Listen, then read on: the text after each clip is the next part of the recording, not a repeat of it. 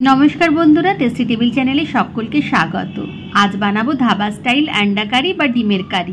धाबा style लाल लाल अंडा कारी बा एग कारी जेटा रुटी तंदुरी रुटी रुमाली रुटी এই সব দিয়ে খেতে অসাধারণ লাগে।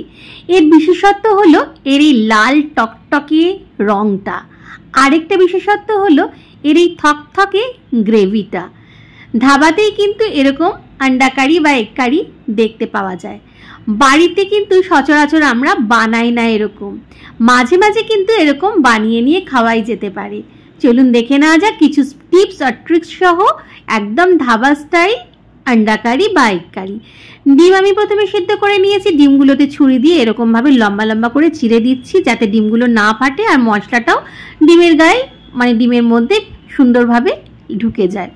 একটু হলুদ গুঁড়ো লঙ্কা গুঁড়ো আর নুন দিয়ে আমি ডিমটাকে মেখে নিয়েছি।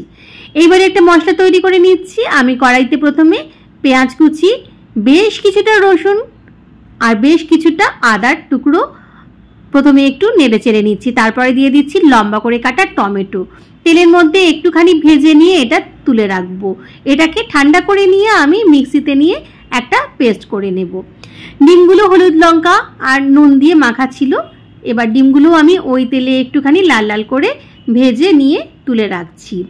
কড়াইটা ইগনোর করবেন, এতে একবার মশলা তৈরি হয়েছে আর একবার ডিম ভাজা হয়েছে, তাই কড়াইটা একটুখানি এরকম কালো হয়ে গেছে।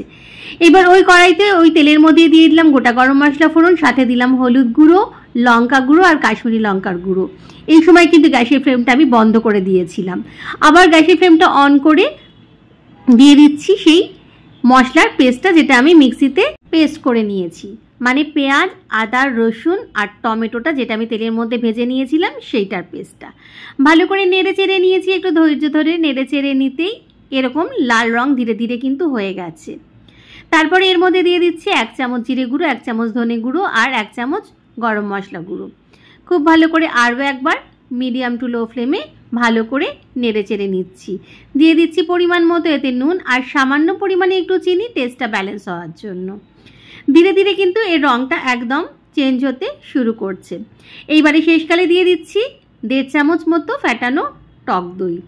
সচরাচর ঘরেতে আমরা ডিমের কারি বানালে কিন্তু এই ধরনের টক দই কিন্তু ব্যবহার করি না, কিন্তু ধাবাতে টক দই একটু ব্যবহার করা হয়। এবার ভাজা ডিমগুলো এই মশলার মধ্যে দিয়ে খুব ভালো করে নেড়ে চেড়ে নিচ্ছি যাতে মশলাগুলো ডিমের মধ্যে ভালো মতন ঢুকে যায়। দেখুন রঙটা কিন্তু ধীরে ধীরে একদম পরিবর্তিত হয়ে যাচ্ছে।